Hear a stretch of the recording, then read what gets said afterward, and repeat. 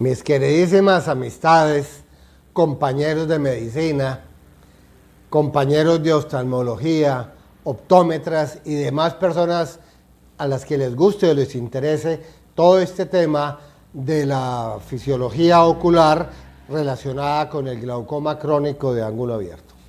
El glaucoma ha sido para mí un tema fundamental en la vida, me ha encantado desde el punto de vista teórico, no me subespecialicé en ello, quizás por el cariño que tengo por el doctor Eduardo Arenas Archila, quien me hizo enamorar de la córnea y del segmento anterior, pero jamás me salí del glaucoma, siempre he estado pendiente y ha sido lo que más me ha inquietado de todas las ramas de la oftalmología. Para mí el glaucoma crónico de ángulo abierto es un enigma porque es que ni siquiera sé bien qué es. Ni siquiera sé si es una enfermedad o muchas. Ni siquiera sé qué lo produce. Es más, ni siquiera sé a ciencia cierta por qué se eleva la presión intraocular en un ángulo de un ojo por demás normal. Tal ha sido la inquietud por el glaucoma que me he pasado media vida escribiendo y pensando, elucubrando acerca de salidas posibles no convencionales, y sé que ya se las he presentado en 2 videos anteriores, el video de la córnea, una estructura geodésica, y el video del papel que muy seguramente juega la Descemet en la regulación de la presión intraocular. Pues bien, en el tercero y último de esta saga, voy a redondear estas ideas confrontándolas con otros, partiendo de la base de una enseñanza de mi filósofo favorito en la vida.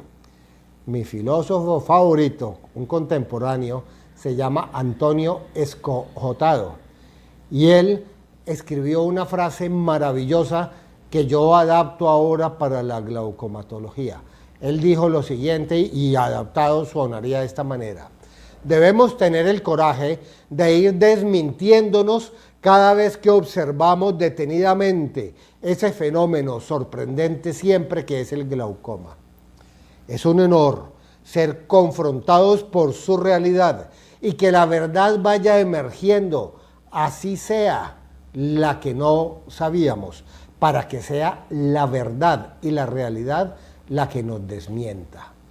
Es de humildes y de sabios reconocer la equivocación.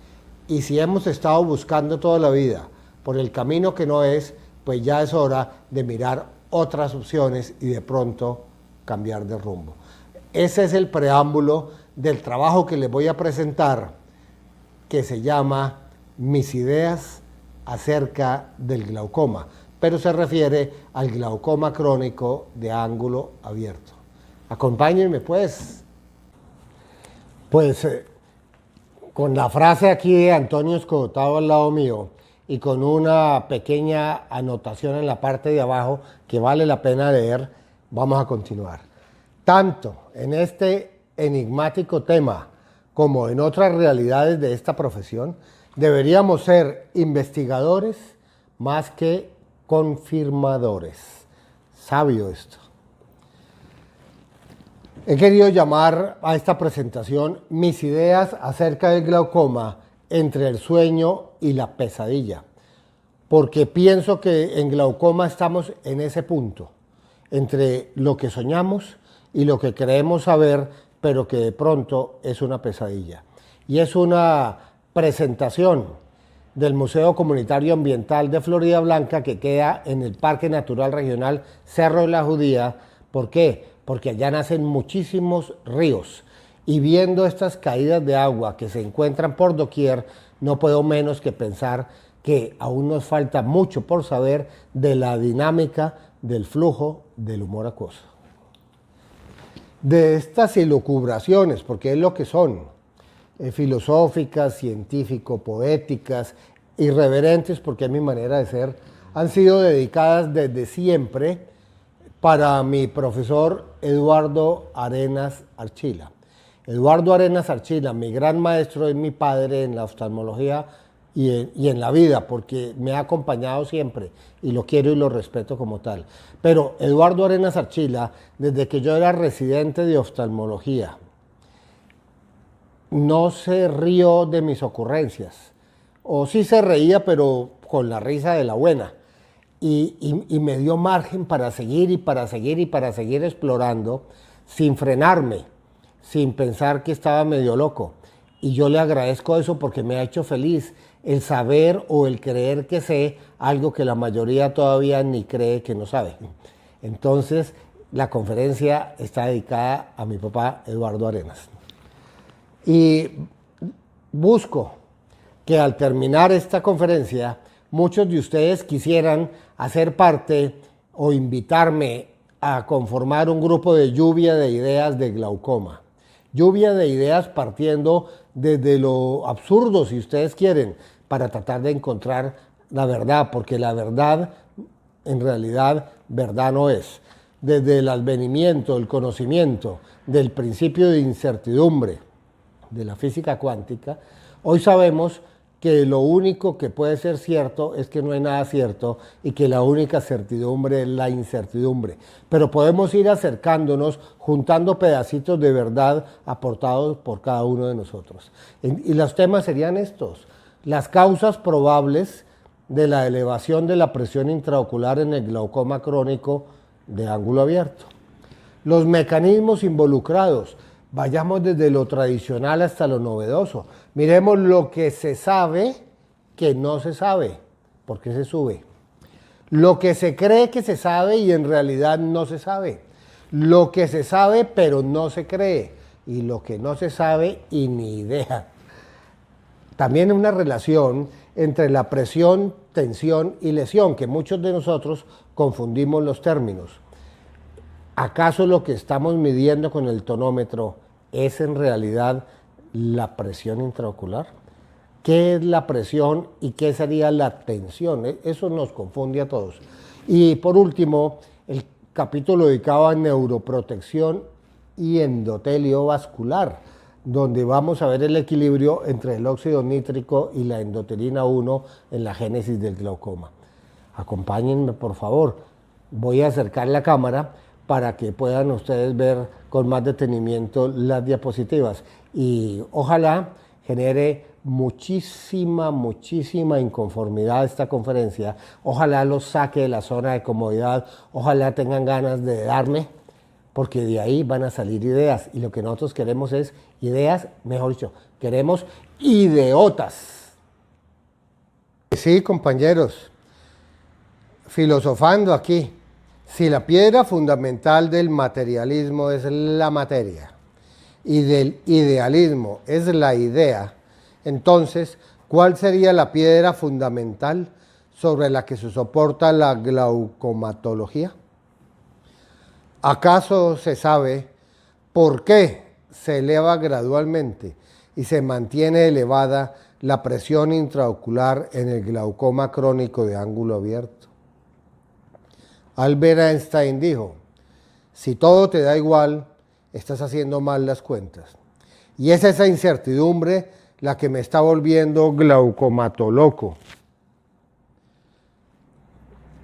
Parte 1. Lo relacionado con la presión intraocular. Una piedra fundamental en la sospecha diagnóstica y tratamiento del glaucoma primario de ángulo abierto es la hipertensión ocular. No es la única, pero es la que detectamos.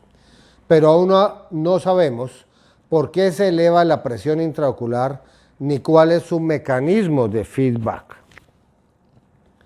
Sin saber eso, podríamos ser llamados logos en glaucoma. Dijo el editor de un ya antiguo yearbook de oftalmología que lo último en investigación básica en glaucoma se enfoca hacia la neuroprotección, endotelio vascular o hacia los aspectos genéticos del mismo. Retomándolo, deseo compartir lo que pienso acerca de las causas del glaucoma primario de ángulo abierto y de cómo podría estar fallando el mecanismo de regulación fisiológica de humor acuoso y ahondar en el concepto de neuroprotección, de aquel fascículo de sustancia blanca que conocemos como nervio óptico, que ha caído en el olvido. Esto, junto con los aspectos genéticos relacionados con el glaucoma, marcarán la pauta en los futuros progresos científicos relacionados con este síndrome multicausal, multifactorial y de diverso aspecto, difícil de definir y de cuyo origen real poco se ha demostrado aún, y no es secreto que muchos de los conocimientos existentes son contradictorios o de difícil correlación y de dudosas interpretación y verificación. En los últimos 30 años, en glaucoma algo se ha avanzado, pero más en el uso de la tecnología, cada vez más fina para detectar cambios sutiles y tempranos, sugestivos de su aparición. De lo que no se sabe es qué es, si es uno o son varios, y si son varios, qué tienen en común, ni por qué se producen. ¿Acaso no es cierto que el salto de la pilocarpina al timolol fue una genialidad? Que la aparición de la dorzolamida fue el complemento esperado, que el latanoprost fue el avance que nos puso a andar por otra vía. Pero de ahí en adelante y por 3 décadas, lo que hemos hecho ha sido crear modas y copias con argumentos contradictorios y amañados a veces, con alarmas, asociaciones, nuevos usos, combinaciones y recomendaciones. Pero de nuevo y de cierto, ¿qué hay? ¿Por qué se produce el glaucoma crónico de ángulo abierto? Nos hemos enfocado demasiado en el papel de la secreción y salida del humor acuoso por la vía no convencional de drenaje, olvidando que en ninguna de esas dos partes, secreción o salida por vía alterna, no está la causa del glaucoma crónico de ángulo abierto. La farmacología había encontrado, y más recientemente sintetizado, sustancias capaces de reducir la presión intraocular, trabajando sobre el epitelio secretor de 2 capas opuestas entre sí, secretando como una bomba en serie en el epitelio pigmentado y en el no pigmentado de los procesos de los cuerpos ciliares de la coroides. Pero olvidó que la razón de la elevación de la presión intraocular no está en la hiperproducción del humor acuoso, lo que se ha demostrado con marcadores, sino en el aumento de la resistencia o la no respuesta adecuada para la pinocitosis de su salida. Así como para su producción en el epitelio secretador en serie, que modifica sustancialmente el ultrafiltrado del plasma sanguíneo proveniente de los capilares fenestrados de la coriocapilaris en el cuerpo ciliar, el humor acuoso resultante debe atravesar 2 capas de epitelio con sus respectivas membranas basales en un sistema único en el cuerpo, de 2 bombas trabajando en serie, lo que potencia su efecto, pero exige gran sincronización.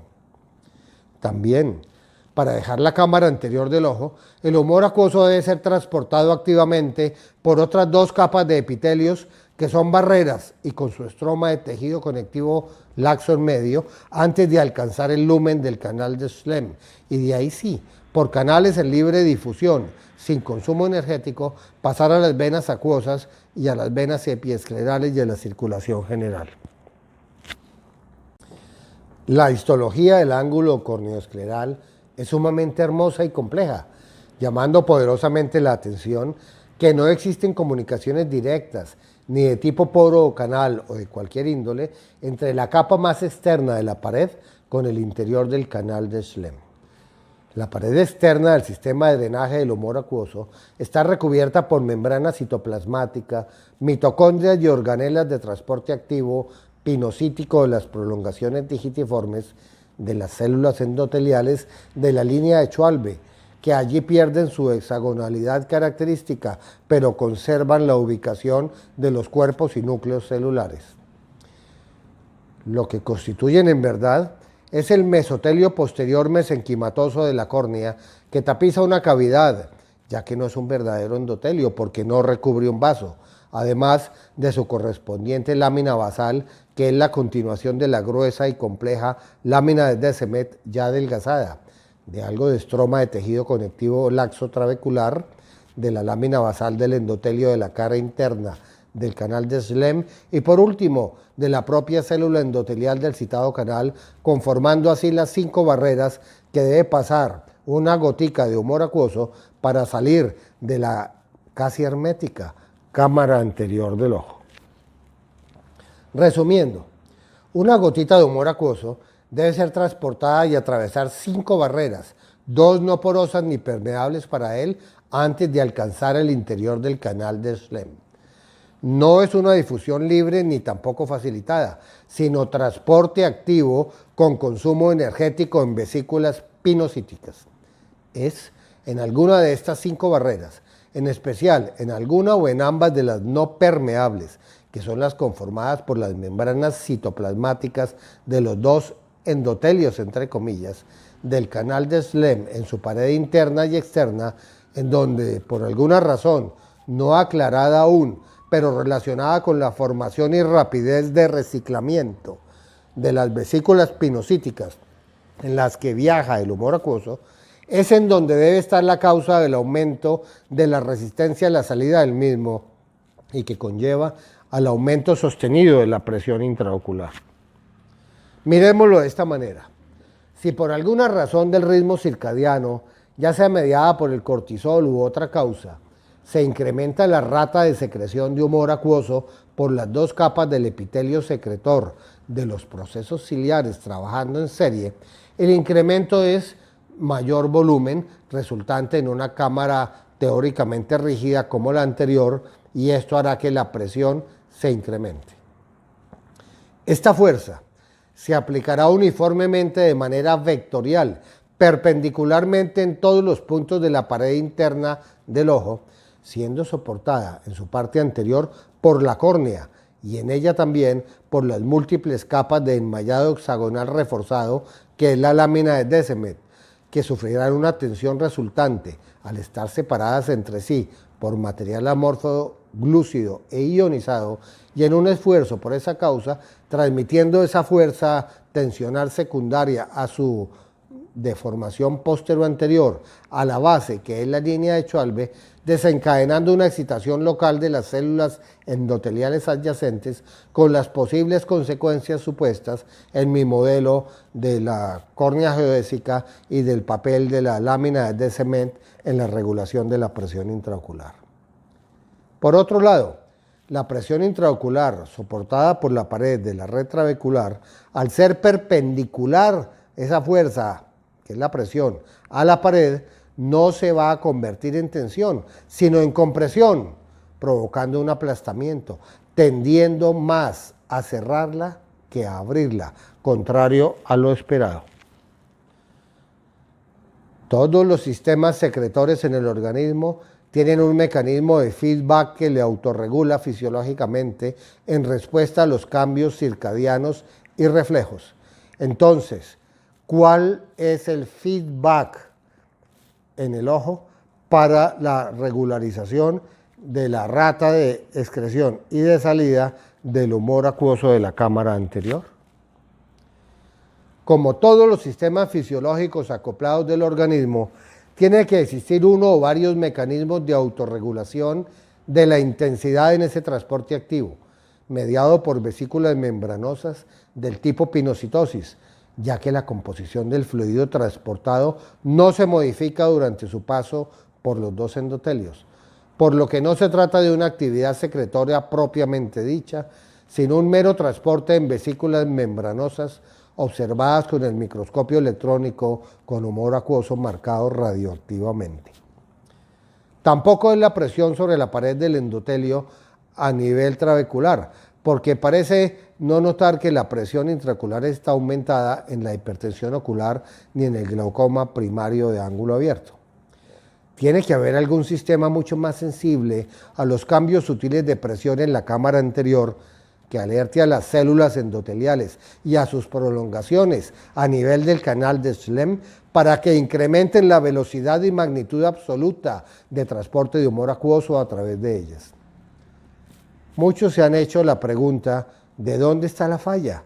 Y aún no se sabe, puesto que las estructuras angulares de los ojos con glaucoma primario de ángulo abierto y de los sanos son idénticas, tanto al microscopio óptico como ante el electrónico.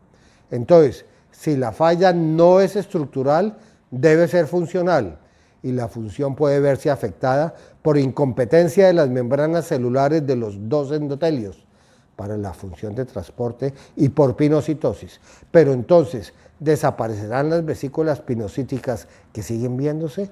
¿O la falla está en el mecanismo regulatorio de la rata de la velocidad de este transporte activo, que deja de retroalimentar a la membrana celular que sigue en condiciones basales, aún presentándose incrementos de presión? Lo siguiente pertenece al campo de mi insomne especulación, pero tengo firmes indicios y pruebas para sospechar que la sabia naturaleza tuvo en cuenta la córnea para detectar los cambios sutiles en la presión intraocular. Elemental, mi querido Eduardo. La D-cement no puede ser solo un rasgo evolutivo tan útil como la carúncula. La D-cement me identifica. Una capa de la córnea que desde mis épocas de residente y fellow del doctor Eduardo Arenas Archila en Bogotá me apasiona, y en ella cifré mi trabajo de tercer año en la Escuela Colombiana de Medicina. La capa limitante posterior de la córnea, más conocida como la lámina de D-cement, es una atípica, compleja y muy gruesa lámina basal de 2,5 a 3 veces más gruesa en espesor que el endotelio monocapa plano que la secreta. Su grosor de 12 micras y hasta más llama la atención y contrasta al ser más de 2,5 veces el de su mesotelio, que llamamos endotelio, que es de 4 o 5, en una relación casi de 3:1 en ancianos, lo que da para pensar que sería una exageración y un desperdicio energético de la naturaleza si solo se tratase de una gruesa lámina basal. La D-cement tiene que ser lámina basal y mucho más. Hace años, hacia el año 72, Christik, en Suecia, publicó en alemán sus estudios acerca del aspecto que ella exhibe al microscopio electrónico y a la difracción con rayos X, encontrando que es sumamente gruesa, multilaminar, compleja y única en la naturaleza, que es secretada por su mesotelio y es muy diferente a todas las demás láminas basales de los epitelios conocidos. Está conformada por una serie de capas de enmayado bidimensional de fibras de tropocolágeno delgado, pero más fuerte que el acero del mismo espesor, que no se unen unas con otras, siendo ocupado el espacio entre ellas por un material gelatinoso amorfo de glucosaminoglucanos ionizados que le otorgan sus características tincionales e influyen de seguro en su biomecánica y electromecánica tan especial. La D-cement es asombrosa. Cada una de estas capas planas de enmayado en 2 direcciones está conformada por un fino tejido de fibras de colágeno atípico de 100 Armstrong de diámetro, de bajo peso molecular, que conforman triángulos equiláteros que al unirse por sus vértices conforman figuras hexagonales con nódulos de colágeno a manera de refuerzo en sus uniones cada 270 micras. Esta configuración hexagonal reforzada le otorga enorme resistencia a la tensión, ya que las fuerzas aplicadas se reparten uniformemente en todas direcciones, evitando la deformación de la estructura, manteniendo la estabilidad dimensional, conservando sus propiedades, repartiendo esas fuerzas en última instancia a la base de la cúpula, donde se originan o insertan, que siendo muchas mallas de enmayado bidimensional, terminan por conformar lo que conocemos como circunferencia o línea de Schwalbe.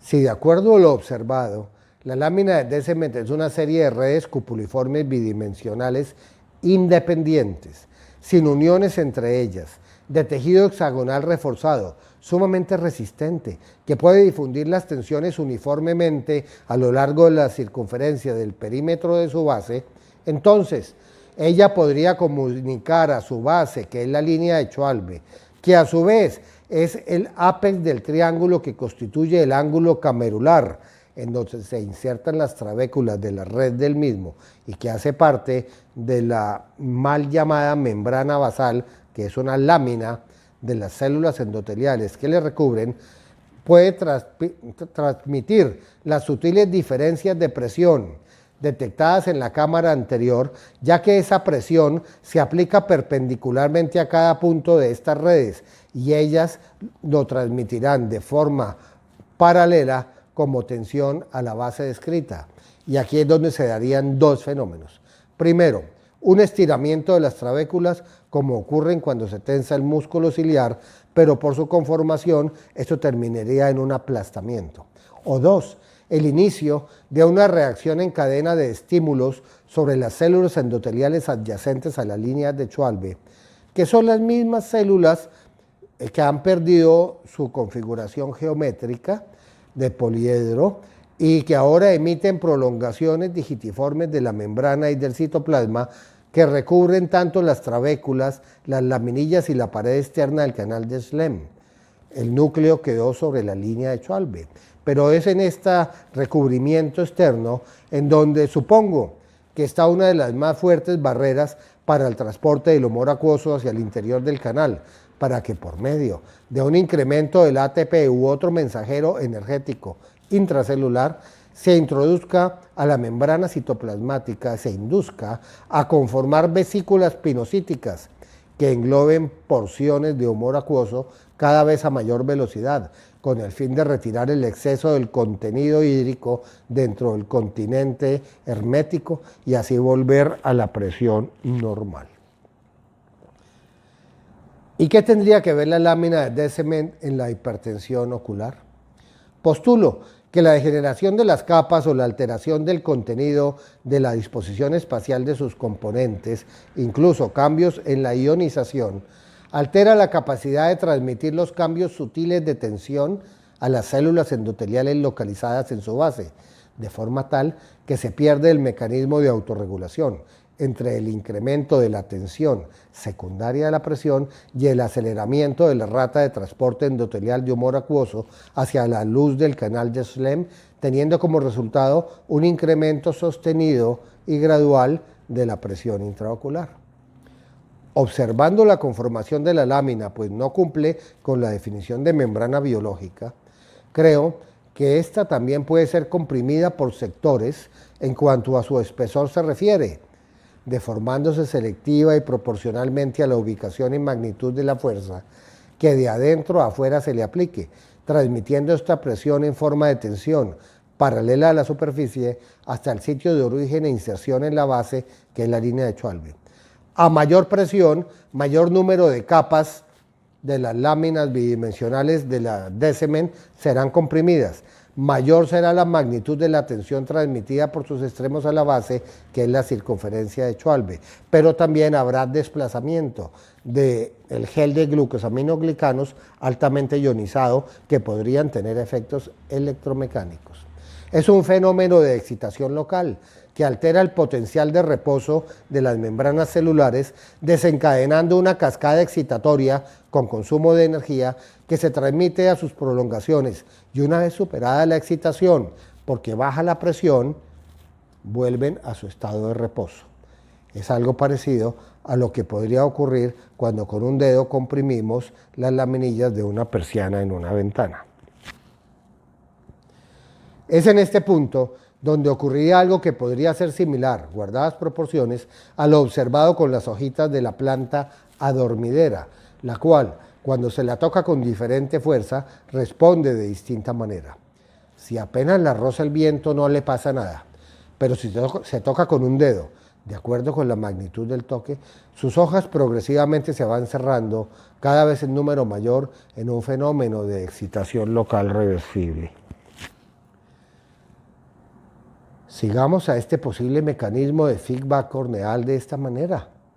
Si por alguna razón del ritmo circadiano, ya sea mediada por el cortisol u otra causa, Se incrementa la rata de secreción de humor acuoso por las dos capas de epitelio secretor de los procesos ciliares nutridos por la coriocapilares, donde sí hay un sistema regulador autónomo.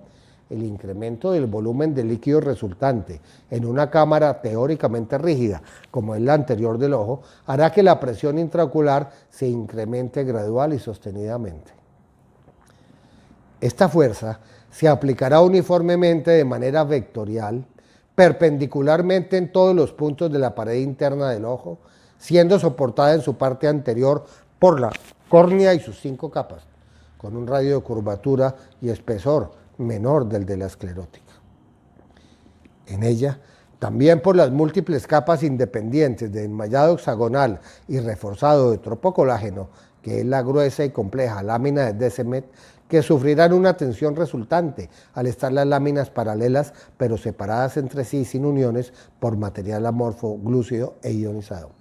Un esfuerzo por esa compresión transmitirá esa fuerza tensional secundaria a su deformación postero-anterior a la base que es la línea de Schwalbe, desencadenando un fenómeno de excitación local de las células endoteliales adyacentes con las posibles consecuencias supuestas en mi modelo teórico de la relación Descemet versus presión intraocular.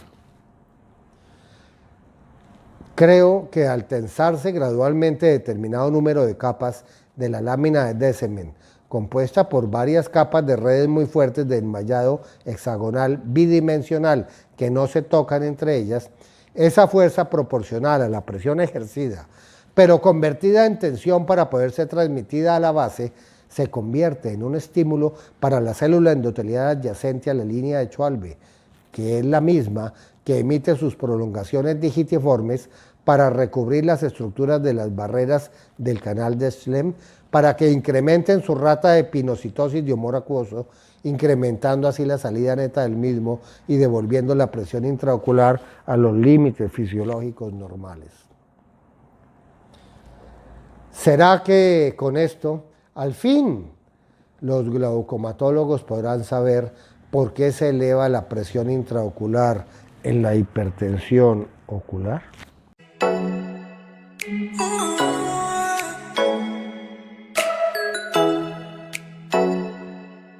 Oh.